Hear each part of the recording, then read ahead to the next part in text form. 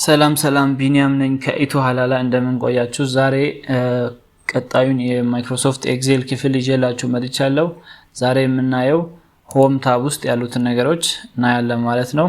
የመጀመሪያውን ግሩፕ ነው የምናየው ክሊፕ ቦርድ ማለት ነው።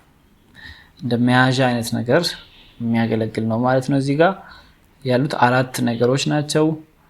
ፔስት፣ ካት፣ ኮፒ እና ፎርማት ፔንተር የሚባሉ ናቸው ማለት ነው። አንድ ባንድ እናያለን። ኮፒ፣ ፔስት፣ ካት እና ፎርማት ፔንተር የሚለውን እናያለን ማለት ነው።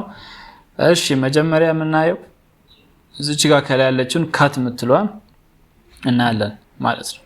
ለምሳሌ ከዚህ ከኤጅ የምትለዋን ሙሉ መረጥኩኝ፣ ሰለክት አደረኩ።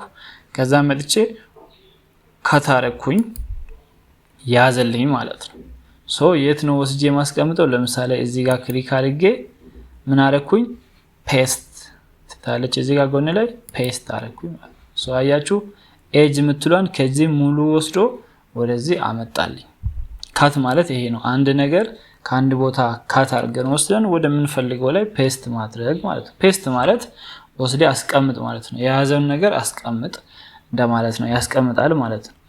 ቀጣይ ደግሞ የምናየው ምንድነው? አሁን ለምሳሌ እቺ ኤጅ የምትሏን አሁንም ሙሉ መረጥኩኝ፣ ኮፒ የምትለዋ ጋር መጣው፣ ኮፒ አረኩኝ።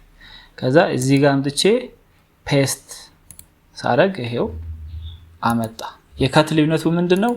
ካት ያደረኩት ቅድም ሙሉ ወስዶ እዚህ ነው ያስቀመጠው። ኮፒ ደግሞ ምንድነው?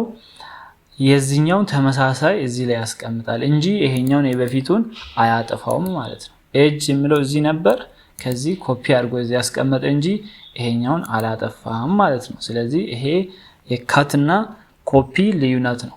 በጣም ቀላል ነው። ቀጣይ ደግሞ እዚህ ጋር ያለችው ምንድነች? ፎርማት ፔንተር ነች። ፎርማት ፔንተር የምትሏ ደግሞ ምንድነው? እንደ ኮፒ አይነት ሆና ባህሪን ነው ኮፒ የምታደርገው። ኮፒ የምታደርገው ባህሪን ነው ማለት ጸባይ ነው ኮፒ የምታደርገው። ለምሳሌ እዚህ ኔም እና አይዲ የሚለው አለ።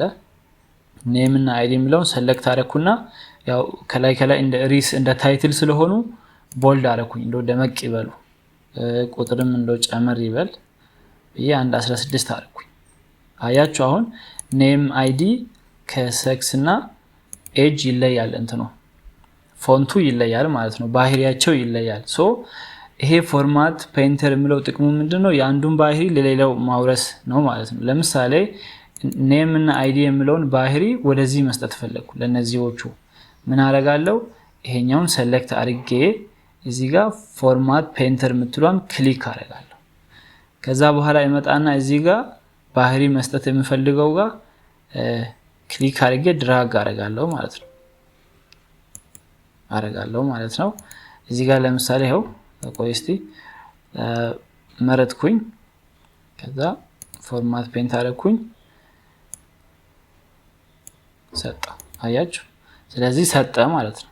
ኔም አይዲ የሚለውን ወደዚህ ባህሪ ያመጣ።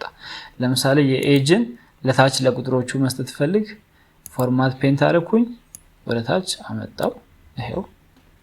ስለዚህ ምንድነው ፎርማት ፔንተር የሚለው ልዩነቱ ባህሪን ነው ኮፒ የሚያደርገው እንጂ እንደዛኛው አይደለም። ባህሪ የምንለው ኦልሞስት ፎንቶችን ነው። ፎንት ያንደኛውን ለሌላ ይሰጣል። ይሄ የፎርማት ፔንተር ጥቅሙ ነው ማለት ነው። ክሊፕ ቦርድ ግሩፕ ላይ ያሉ ነገሮች እነዚህ ናቸው። ቀጣይ ላይ እነዚህ ፎንት ላይ ያሉትን ነገሮች እናያለን። ፕሊዝ ሰብስክራይብ፣ ሼር፣ ላይክ ማድረጋችሁ እንዳትረሱ። ባይ ባይ።